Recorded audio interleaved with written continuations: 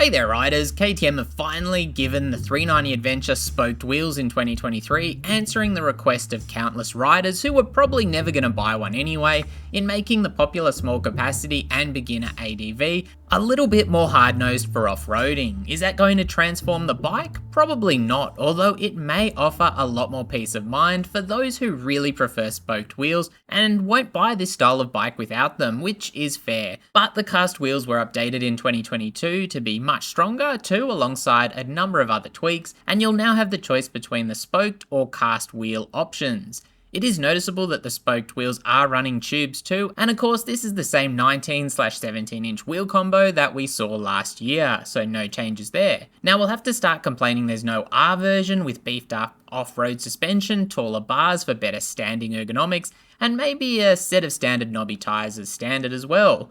Overall, I think this is a great change, pending how much the 2023 models are going to cost, which isn't announced here in Australia yet, but the bikes are expected in May, and the spoked wheel version will come in a black-orange colourway, while the cast wheel version will be blue-orange, like we saw available in 2022. There's no other changes mentioned by KTM, so the already impressive 2022 package is carried over, which apart from the upgraded cast wheels also went Euro 5 and lowered the seat height to 830mm last year, with tweaks to the traction control system as well.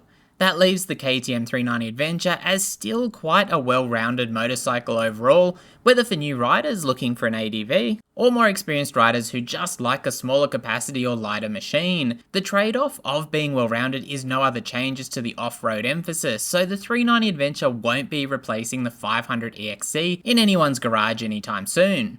The 373cc single-cylinder engine remains at the top of the class with 44 horsepower and 37 Nm of torque, a PASC slipper clutch and traction control, even if that performance is dulled down a little compared to the Duke and RC390 with which it shares the engine, with a slightly more laid-back character. The adjustable WP Apex suspension again is class-leading, both for the level of adjustment but also for being long travel, 170 at the front and 177mm at the rear, alongside 200mm of ground clearance. Brakes are by Biber, which is a cheaper in-brand Brembo, with a nice big 320mm front rotor and 4-piston radial caliper. With the rear, a 230mm rotor with dual piston caliper. There's also cornering ABS and off-road mode, which turns off rear ABS and lowers front sensitivity. The off-road ABS is expected, but cornering functionality is actually pretty impressive at this price bracket, and there's actually an off-road mode for the traction control too, allowing some slip, where otherwise traction control can be quite intrusive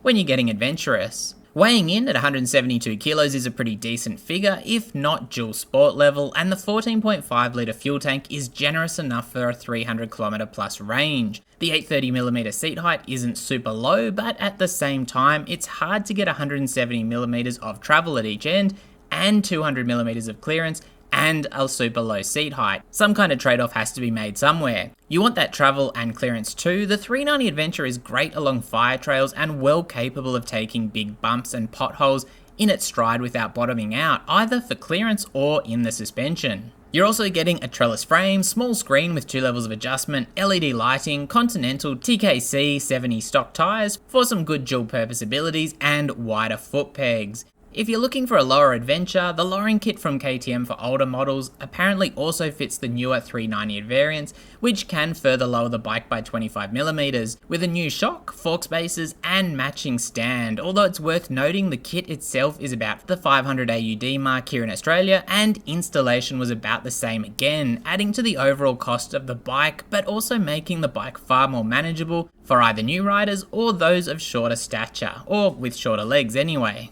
So there's nothing that I'd say that can really compete with the 390 Adventure as far as what's on offer as a whole package. The inclusions, the tech, the suspension, the brakes, but options like the Himalayan and Versys X300 offer lower seat heights and more basic packages alongside prices to match, with the G310GS more comparable for seat height, but again lacking of many of the more impressive features. The Honda CB500X is also in the mix, but again lacks many of the premium features of the 390 Adventure, with a restricted Touareg 660 probably being a possible point of comparison at twice the price, and obviously outspecking the 390 fairly significantly as a result, and that's only really if we look at an A2 restricted version over in Europe. Now we just need Kawasaki to upgrade the Versys X to a 400, overhaul the suspension and brakes, throw on a TFT and give KTM a proper run for their money. I reckon they could even leave off the traction control, just include off-road ABS. That would be a thing to see. So let me know what you think of the 2023 KTM 390 Adventure. Would you go the spoked wheel version, or if you're looking, are you going to go for the cast wheels instead? As always, stay safe out there, thanks for watching, and let me know what you think.